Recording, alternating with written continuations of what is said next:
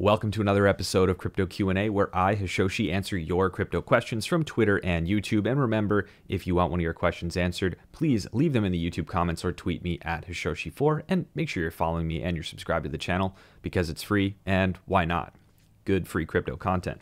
The first question of the day is from DBCryptoX, and this is on Twitter.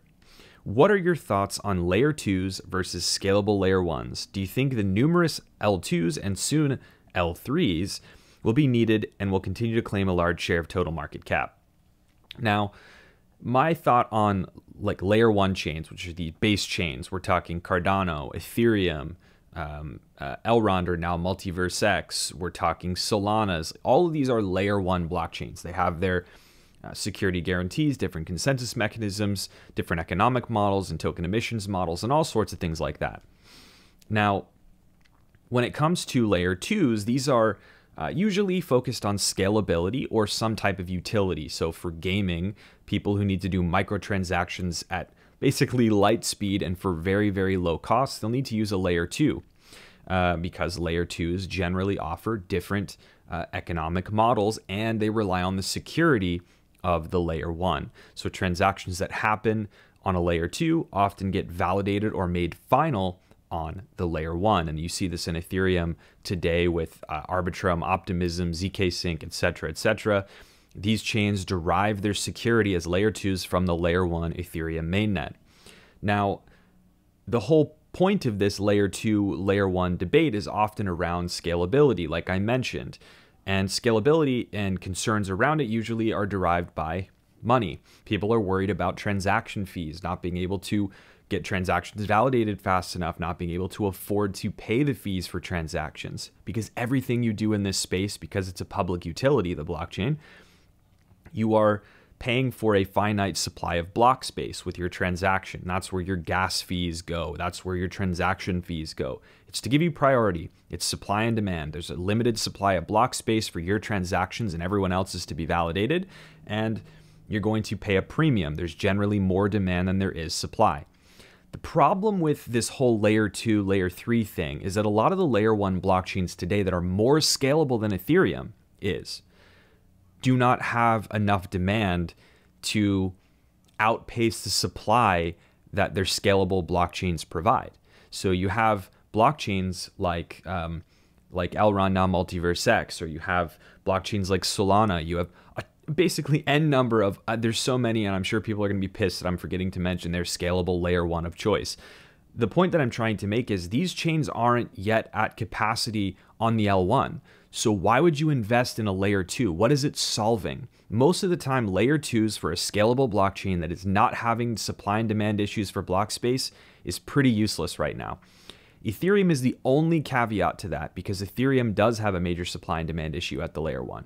So Ethereum layer 2s are really important, and it's really difficult to say, is this trend going to continue, because it really depends on the demand that you're going to have for block space on each of these chains. But what I would say is layer 2s and layer 3s and these like protocols built on top of the layer 1 are going to maybe get more popular but less visible as different layers, because the user experience is going to blend these layers together and people aren't going to really realize that they're using one thing over another.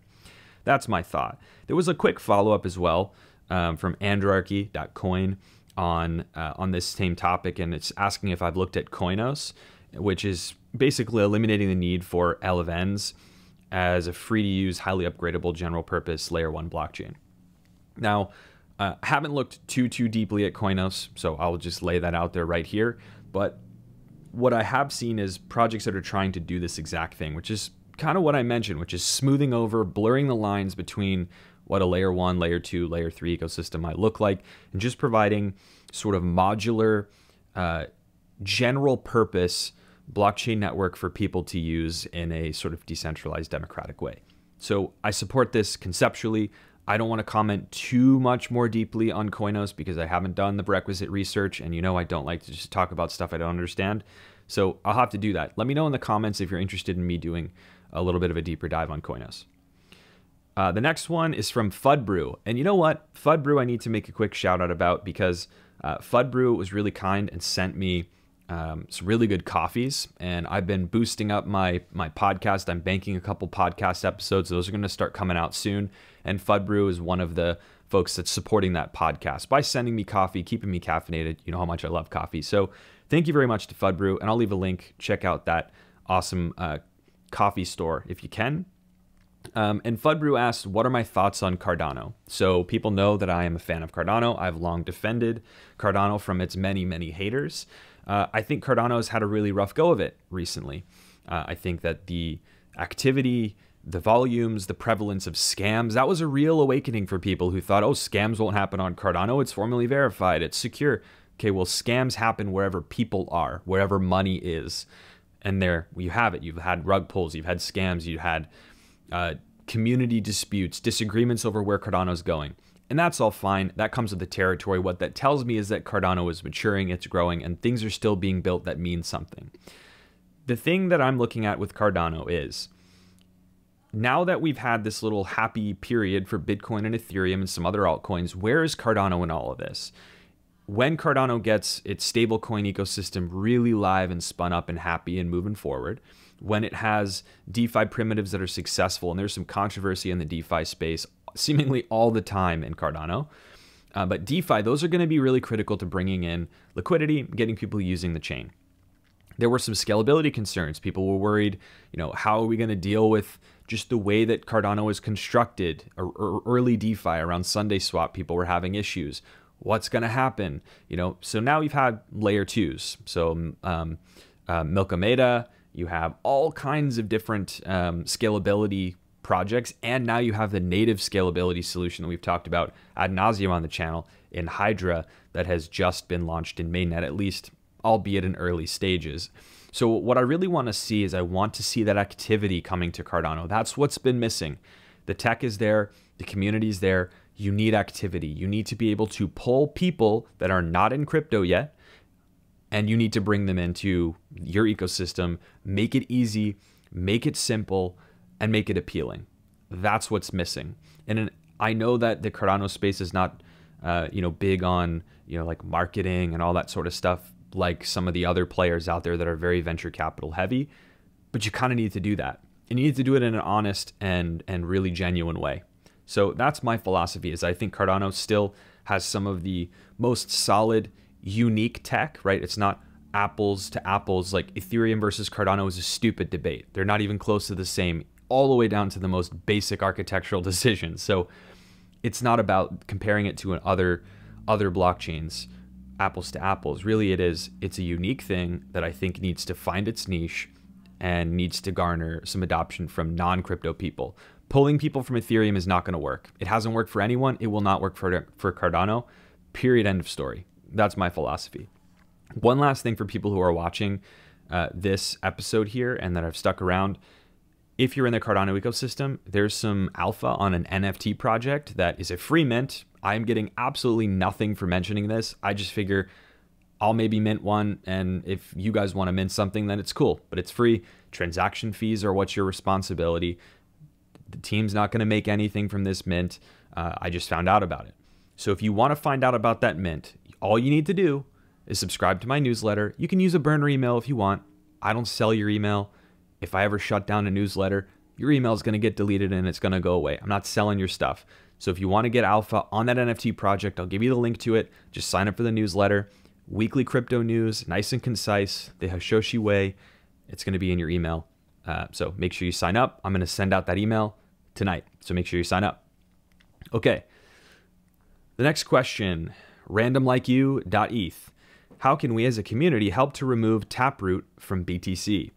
So this is undoubtedly as a result of the controversy now around Bitcoin Ordinals and BRC20 tokens on Bitcoin. So as you've probably seen, there's a lot of people that are very butthurt because Ethereum, Bitcoin now, because Taproot and segregated witness signature schemes and the way that blocks are constructed now have more space in Bitcoin blocks for arbitrary data, meaning you can now technically store JPEGs, you can store any type of arbitrary data you want, token information.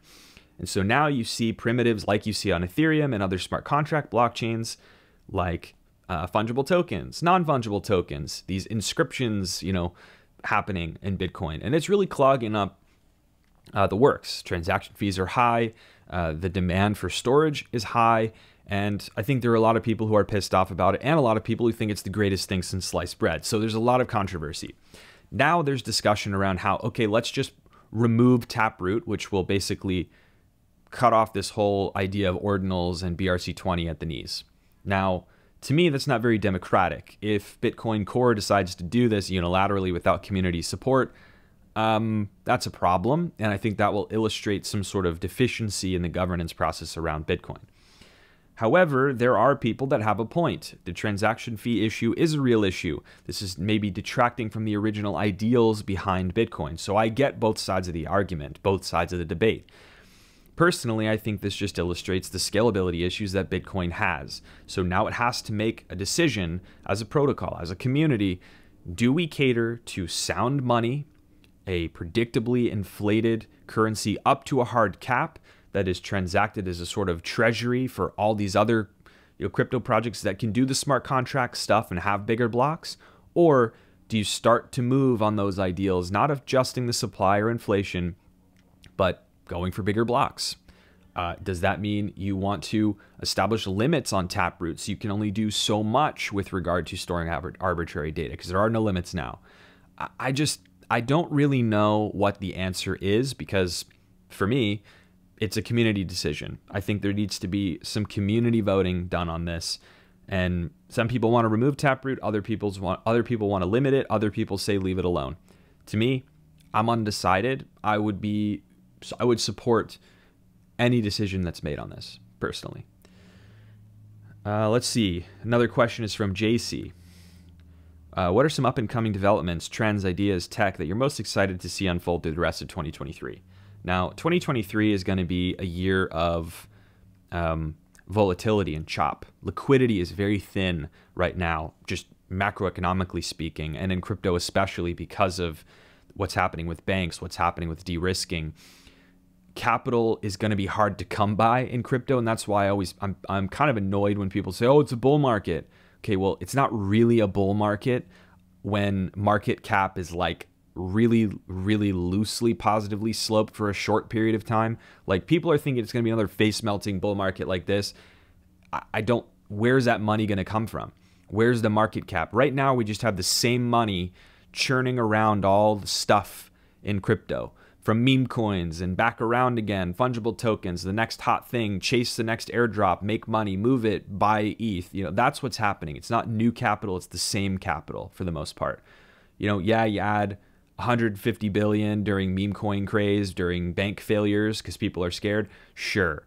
But where's that trillion going to come, right? When is the $1 trillion wave going to come and bring us to like 2021 bull market highs? Okay, it's not going to happen. Not right now. So liquidity's thin. So that means it's going to be a year of volatility. But in terms of trends in tech, what I'm looking at is probably going to be a rise in interest in decentralized social media protocols and platforms, which have largely been trash up until now. Those might have their day. Trend that I think should not be a thing is AI coins. You do not need a cryptocurrency token for AI, okay? That is the dumbest thing I've ever heard in my life. Maybe a couple projects will make it work. Largely, it's just trying to capitalize on your interest in AI because it's cool. Don't buy AI tokens for the most part. It's just silly. Trends, though, now I'm really looking at things on a longer time horizon. I'm going to make a whole video about this, trends for 2024, 2025. What I would say is there's going to be a shakeout in L1s where you're going to see winners and losers start to emerge. You're going to see trends towards interoperability being used mainstream, and the user experience focus moving towards how can we create sensible, easy to use cross-chain experiences, multi-chain experiences that do not make the user feel like they've just traveled through space and time, been separated molecularly just to like move funds from one chain to another. So that's one thing. So L1, winners and losers, interoperability, better crypto UX, better multi-chain UX. But I also think you're going to start to see more and more interest in synthetics. There's a regulatory black hole there. And then you're also going to see on that side of things regulatory clarity, either by force in court or actual sensible policy making that happens. And it's already starting to happen in other places, just not in the United States. We're going to see how that goes. Anyways, this is an unstructured sort of brain dump on some of the things I'm thinking about, but I have another video coming, so make sure you're subscribed. I'll talk about trends, tech, other things that I think are coming in the next 3 years-ish. Okay, and then I've got another one here. This will probably be the last question. What's your point of view when it comes to the massive manipulation of low cap altcoins, in quotes or in parens, meme season? Its macroeconomic impacts on the adoption of new potential users and its macroeconomic impacts. So the macroeconomic impact of meme coins to me is very minuscule, but what I'm really thinking is the issue is, let's look at Pepe, for example. And I tweeted a lot about this and people get pissed off. I'm always the one that everyone yells at on Twitter or on YouTube comments because I say you're going to lose money. I'm just trying to be nice, but people think I'm bashing their favorite meme. I'm not. It's cool. It's fun. It's capitalism. Great. But Pepe, it was sitting at 800 million in market cap, and everyone's screaming, billion is programmed. 1 billion market cap is programmed. And it's like, yeah, sure, probably, but at some point it's going to end. What happened is Gemini, Binance, they list it. Rockets to 1.8 billion market cap. People are buying all the way up. And then people who held in the beginning, people who bought earlier on in the madness are like, cool, I'm up 3,000, 4,000, 6,000%. I'm out of here. Every new buyer is now exit liquidity. Now liquidity is thin. You can't even get out if you want to get out. And I'm not saying it is right this very second, but when you started to come down from the top, and now here we are 65% down off of all-time highs, and market cap is back down into the 800 millions. So it's like all of that happened in the span of days. So what that does is it takes people who are looking at crypto and they're like, cool, forget the tech, forget everything that really matters, money, memes. That is not what this industry is about. Plain and simple.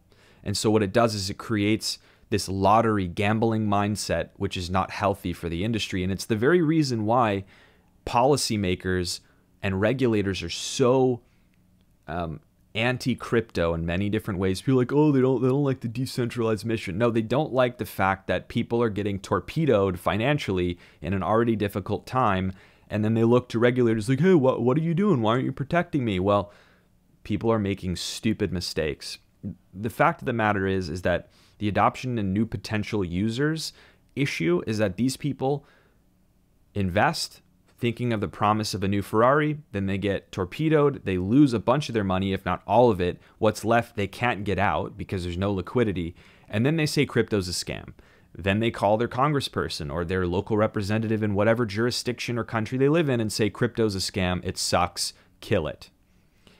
So that's an issue. Not only are they not a user, they're telling all their friends and family that crypto is a scam. They're telling regulators and lawmakers it's a scam. And you're now creating literal enemies because of a meme. And that is the biggest issue with low cap altcoins. Not to mention that influencers are routinely creating a meme coin, whether as a group or individually, pitching it to you, saying it's the next big thing. A couple people say, oh yeah, it's the next big thing. People do wallet trackers, and influencers know this, right? Someone tracks, this big influencer's wallet, and they say, oh, they just bought that meme coin that they created or that their friend created. They're like, oh, they bought this, so it must be big. And then other people buy it and it becomes a thing. And then that influencer can easily sell and dump on these people. It's happening constantly. And people really just need to be aware of that. If you are not prepared to lose money, you should not be entering into low cap altcoins of any kind. Meme coins are not, because you can get absolutely wrecked. Rant over on that one, but I could go on for days about the crazy stuff that you see, offers that are made. If you have even a decent following, you get 2,000 to 5,000 followers on Twitter, you'll start getting offers that are mind-blowing. Not all of them are legit, but a good proportion of them are legit. And I'll tell you, the barrier to entry to create a meme coin is like this big. Anyone can create an ERC20 token these days. anyone. In 5 minutes, it can create an ERC20 contract. It doesn't cost that much in gas most of the time, even on Ethereum, relative to what you can make if you're a scammer and you get one big hit. So that's what's happening. Thousands of meme coins get created every day, every week, and they just hope to get one big home run. And they often do, because they get influencers, they get people to bite. And so on one hand, I'm happy about it because it's like you value things, you know, free market capitalism. You value this thing however you want to value it. But then it starts to enter into the world of a little crazy when it's literally lottery gambling system. Meme coins and low cap altcoins are the state lotto in crypto. It preys on people who are dreaming of getting rich but don't know the odds and don't understand statistics very well. That's really what it is. It's a tax on people who don't understand the statistics behind it. And that sucks because that's redistributing capital to people who don't really deserve it. But I digress. That's going to do it for the day. Again, make sure that you subscribe to the channel. Make sure you subscribe to the newsletter. Again, there's going to be alpha portfolio moves, crypto news, all sorts of stuff on there every single week. That is, 21 minutes, or actually, well, probably less than that because I had this thing running before I started filming, but that's probably 18 to 20 minutes of my ramblings and answering questions from the community. Again, leave your questions in the comments below if you have them. Thank you very much. Hope you have a great rest of your evening. And until next time, cheers.